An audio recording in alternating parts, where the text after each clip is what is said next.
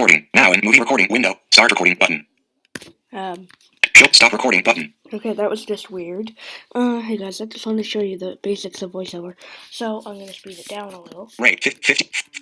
Closing rate menu. Too slow. Rate 30%, 35%. Closing rate menu. Stop rate 30. Closing rate menu. Stop recording button. You are currently on a button. So, show capture device selection menu. Control function 0, right arrow 36.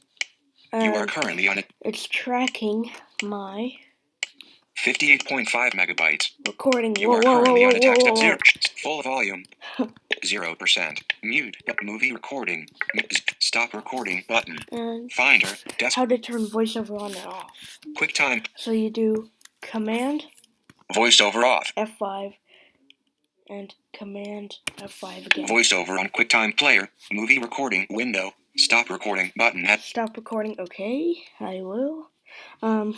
Okay. In the next video, I'll show you how to browse the web or change the voice. Actually, maybe I'll change the voice now. Rate 40%. So Control function Command Shift and the arrow keys. Voice automatically select based on language. Alex. Daniel. Fiona. Daniel.